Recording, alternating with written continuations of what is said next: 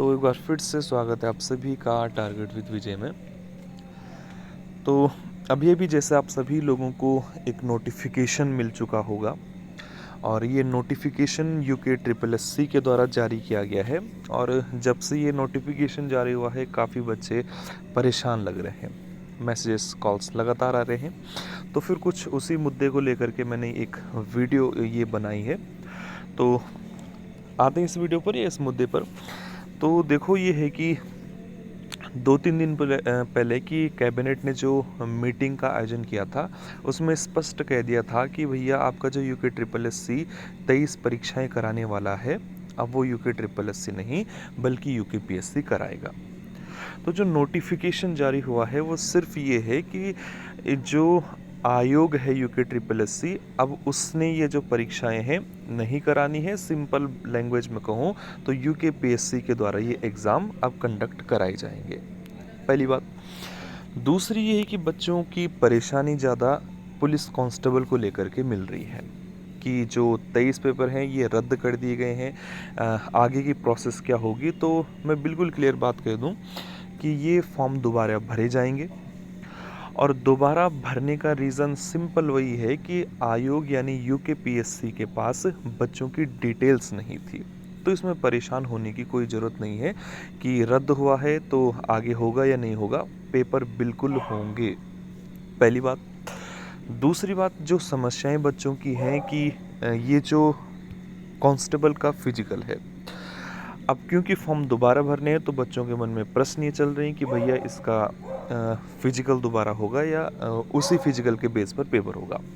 तो एक चीज़ और क्लियर कर दूं कि जहां तक मैक्सिमम मेरा मानना है तो इसमें फिजिकल दोबारा से नहीं होने वाला। ठीक है। तो जिन बच्चों ने फिजिकल निकाला है वो बच्चे अपने फिजिकल को क्वालिफाई करके एग्ज़ाम पेपर में बैठने वाले हैं। तीसरी बात कि जो फॉर्म रद्द हुए हैं, अब क्या इन फॉर्म को वो बच्चे भी भर पाएंगे क्या कि जिन्होंने नहीं भरे थे? तो जहाँ तक मेरा मानना है तो ये फॉर्म केवल वही बच्चे फ़िलहाल भर पाएंगे जिन्होंने इसको पहले भरा हुआ था। अब हो सकता है कि सरकार इसमें कुछ चेंजेस करने का काम करे, कोशिश करे, लेकिन जहाँ तक 95% मेरा मानना है तो ये पुराने बच्चों के द्वारा ही फिल किए जाने हैं। अब ऐसा क्यों? अब सिंपल सी बात है कि जब एग्ज़ाम्पल ले सकते हैं कि जैसे कांस्टेबल का पेपर है या कांस्टेबल का फॉर्म है, तो इस कांस्टेबल के फॉर्म में अगर माना नए बच्चे इसको भरते हैं तो सबसे बड़ी समस्या ये होगी कि भैया इसको फिर नए बच्चों को फिजिकल भी करवाना पड़ेगा। तो सिंपल सी लैंग्वेज ये है कि इसको पुराने बच्चे ही भरेंगे, फिर चाहे वो फॉरेस्ट गार्ड का हो, फिर चाहे वो पटवारी का हो, कांस्टेबल का हो। तो आप जैसी तैयारी आप लोग कर रहे हैं इस समय पेपर की, अपनी तैयारी प्रॉपर तरीके से करते रहें। परेशान होने की कोई आवश्यकता नहीं है। अगर आप परेशान हो रहे हैं तो सिंपल कह सकता हूँ कि आप अपना टाइम वेस्ट कर रहे हैं। आप पेपर को प्रॉपर तरीके से तैयार करिए, सिलेबस कंप्लीट करिए। इसी हफ्ते आयोग ने कहा है कि वो अपना एक पेपर का शेड्यूल जारी करने वाले हैं, कैलेंडर जारी कर देंगे। तो टाइम वेस्ट मत करो और सीधा सीधा अपने पेपरों पर फोकस करते रहो। दिसंबर या जनवरी में आपके सामने पेपर आने वाला है, ये आयोग के अध्यक्ष ने स्वयं कहा है। ठीक है। तो टोटल देखा जाए तो फॉर्म दोबारा भरे जाने हैं।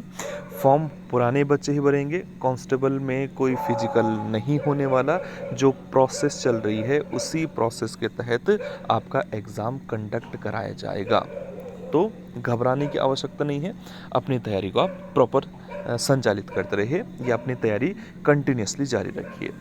फिर भी कोई अगर प्रश्न होगा तो आप मेरे से कांटेक्ट कर सकते हैं, लेकिन फ़िलहाल आपको घबराने की कोई आवश्यकता नहीं है।